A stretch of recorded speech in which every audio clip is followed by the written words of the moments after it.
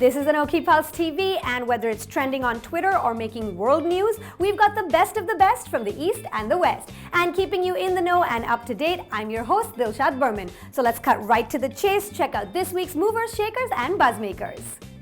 I say it is time for us to come together as one united people. There's no escaping it. The most anticipated / dreaded US Presidential Inauguration Day is upon us, and with it, the expected and many deem necessary protests.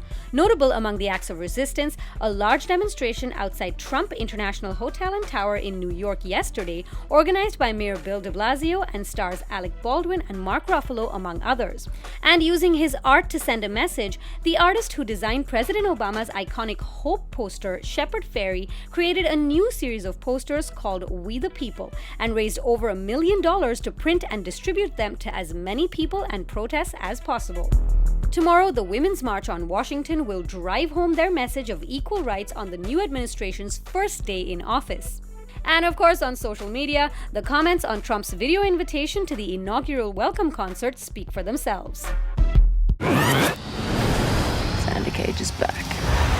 Moving on to entertainment, xXx The Return of Xander Cage releases worldwide today, but it's been out in India for an entire week already. No doubt to cater to the legion of fans that Bollywood star Deepika Padukone will bring to the franchise as she makes her Hollywood debut. I like the odds. Let's do this. The xXx team claims the film raked in 30 crore rupees over opening weekend, though other estimates show that number might be closer to 25 crores. The film's leading man Vin Diesel attended the premiere in India along with DP, plus various star-studded galas on a whirlwind of promotional stops over 2 days, but seems to have still made time for a cup of cutting chai on the streets of Mumbai. I'm in love with the shape of you. And Ed Sheeran is back, bringing music to our ears after 3 long years, reportedly delaying the release of his latest album Divide to avoid competing with the media frenzy around the US elections last year. And as if to prove how much the world missed him, both the singles he released went straight to the #1 and 2 spots on Spotify's global top 50 chart and also smashed the streaming service's record for one-day streams. Talk about a comeback. This week, we continue our feature on contemporary artist Maria Qamar, also known as Hatecopy, as she tells us about some famous fans, collaborations, and connecting with her audience. First off, the work wasn't meant to be like relatable to everybody because I had no idea that it was relatable to people. Yes. I was just like, oh, this is something funny that happened to me. Unapologetically authentic, Maria Qamar's art speaks the way she does, often including Hindi words and phrases that she grew up hearing. Have you found yourself like explaining a lot of the Hindi words to people, or is it people just take it for what it is? Yeah, no, I do. I make a point to not explain. You know, I communicate in a way that's comfortable for me. And lucky for me that, you know, there's a lot of people out there that also communicate in that way. So it's kind of like cracking an inside joke. It's just not funny anymore if you start explaining it, you know? Right. It can go either way, right? Either you alienate a whole bunch of people, or a whole bunch of people actually are interested and look it up and sort of, you know, find meaning from it, right? Yeah, it kind of encourages people to do more research. It kind of goes, oh, like this happens in your culture. What does this word mean?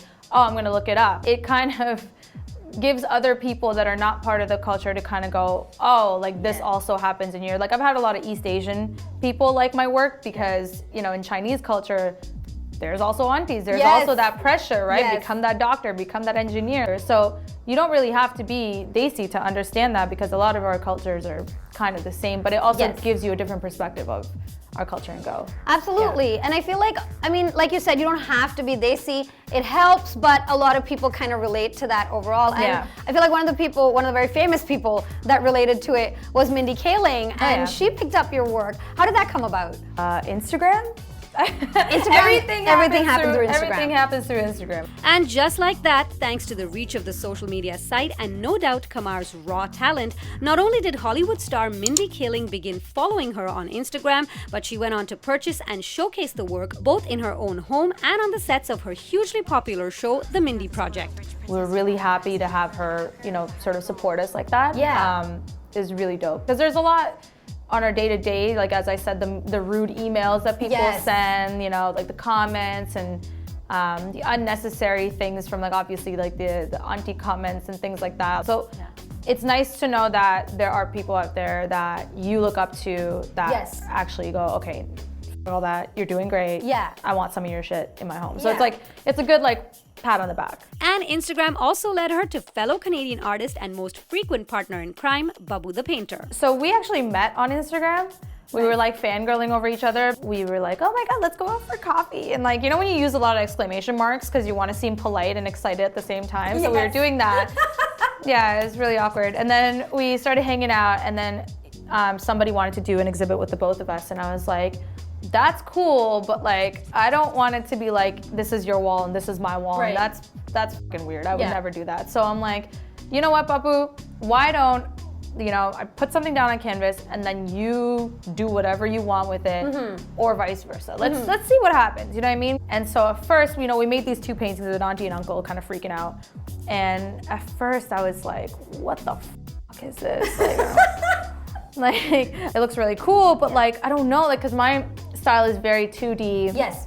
Very flat. And hers is very like 3D, it pops out, it moves, it has like definition. If you put that on top of my work, or if you look at one of our collaborative pieces, the way, even depends on like what time of day it is, the way the sun hits the jewelry, like it pops out of the canvas. So she does like peaks and stuff on the jewelry. It entices you to kind of look at it closer or like go back. And so when you mix the two together, it creates this like weird new like experience. It's not even like a painting, it's just an experience. I feel like I know where you're coming from. I think the artistic style differs, but sort of the spirit of it and the intention of it is very similar. Yes, so the paintings are really unique and we love them. We couldn't have said it better ourselves. Check out Hatecopy and Babbu The Painter on Instagram to follow their latest collaborations and solo projects. That's all I've got for you today, but the party continues on social media, so be sure to check in with us on Facebook, Twitter, and Instagram. That's it from me. Ta-ta till next time. Stay in the loop with all the glamour and the drama with Anokhi Pulse TV. Just click subscribe and we'll bring you in-depth access to all that's happening behind the velvet rope. And if you missed our last episode, just click over here and get your fix.